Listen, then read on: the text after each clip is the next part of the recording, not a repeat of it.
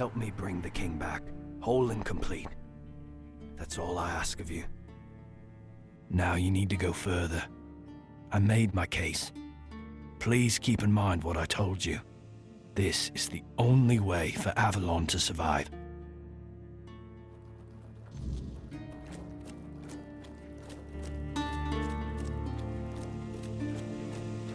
Go on. He's waiting for you.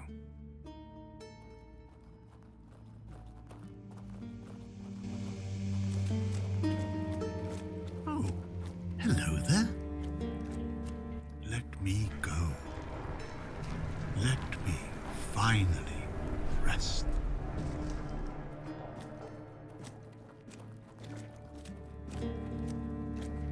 You carried a dying king across the bones of a dying world. Now you stand before what started it all. An idea. I am the reason there must be an ending. I do not guide. I do not judge.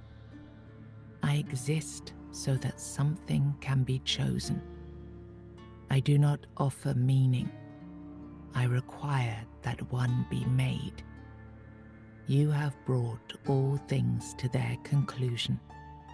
Now, decide what must remain. Choose, and let the shape of the world follow. You will vanish into the story you chose to restore. You will break the frame, and what follows will not remember you. You will be seen. You will be followed. You will be blamed. You will shape the world to become its witness.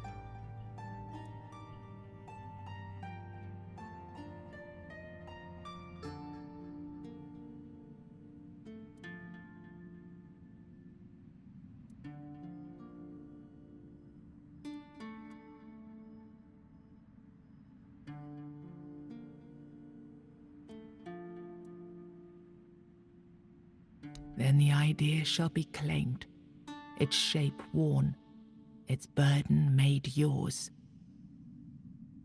But first, you have to bring silence to what refuses to be forgotten. If this is what you want, then take it, my friend. But promise me you will learn from my mistakes.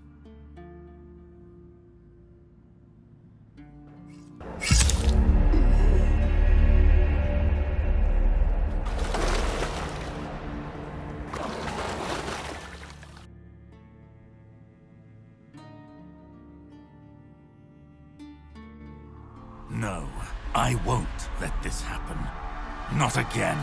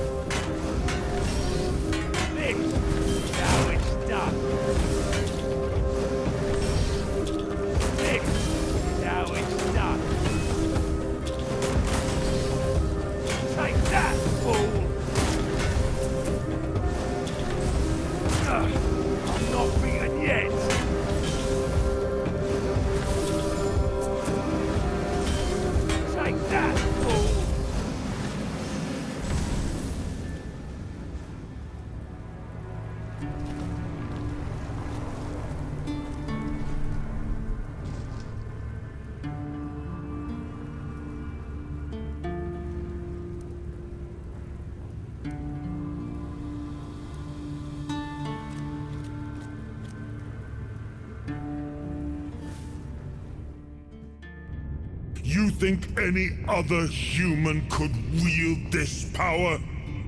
I endured 600 years of pain, of suffering, of loneliness. I made the sacrifices, me!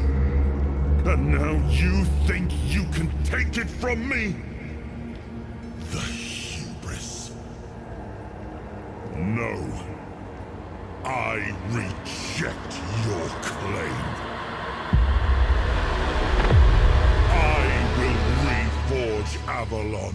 Perfect this time.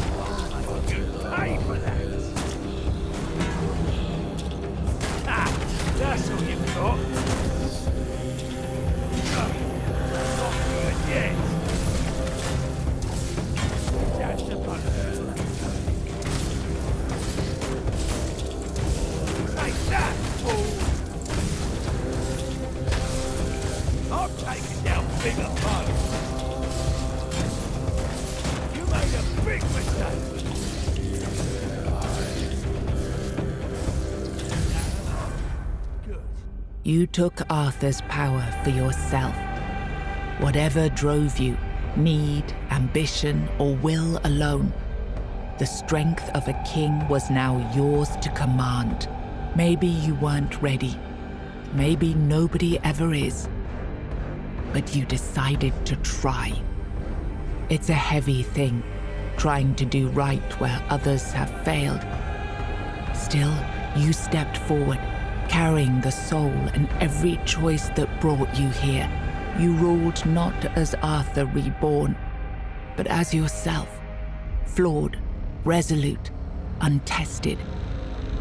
Avalon changed beneath your hand, and history will decide what that truly meant. In your absence, the South unraveled, its leaders gone, its people left to fend for themselves. The keep still stands, but not as a beacon, only as a reminder of the help that never came. The men here stayed in Kuanacht, but Yvain failed to rally the minds and hearts needed for his Grail quest. With no clear leaders and rising tension, both Kuanacht and Camelot grew fragile, drifting toward division, with no one left to hold the line. You awakened the giants, only to command their end, leaving no power behind for either side to claim.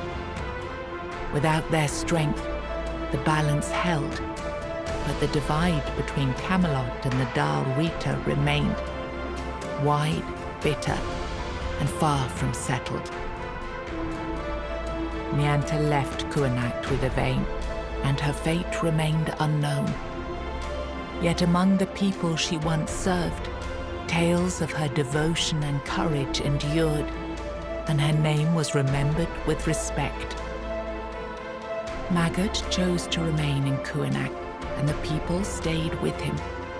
Over time, they grew to trust him and often sought his wisdom. In time, he took on an apprentice, planting the first seeds of a new druidic tradition. Eufre left Kuanacht alongside Yvain, despite concerns about his age. His fate remained unknown, but the people admired him for finding purpose at the end of his life. and spoke of him with lasting respect. The Volker joined the rest of the Dal Rita without a matron and without Mathar's blessing. Even so, their warriors kept the ferocity they had once been famed for, tempered now by a clarity that left the other tribes uneasy. They were respected, but only barely. For what greater dishonor is there than turning one's back on the goddess who had made them what they were? Ingui turned away from the eternal sleep, choosing life over dreams. In time, she began to rebuild the Thoid among the living, planting the first seeds of a new future for her scattered people. Under Stronna's leadership, the Ulfra found new strength. He rebuilt the tribe and reunited them with the rest of the Dal Rita, restoring their place among the tribes of the Forlorn Swords.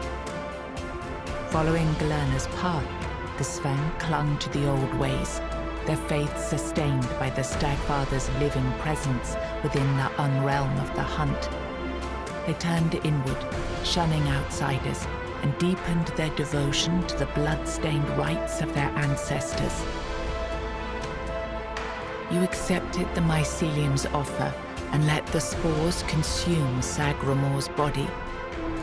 Now the kingdom lies under fungal control, its people connected, obedient, and slowly fading into the roots that feed the spores.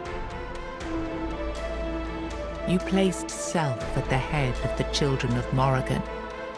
Operating from the shadows, the Guild reshaped Avalon's politics through quiet influence and assassination, while the people lived unaware of the power that ruled them. You chose to dismantle the children of Morrigan. There were no more crows to carry out her will, for now. Morrigan withdrew into silence, patient as ever, waiting for the day when new souls would rise to serve her again.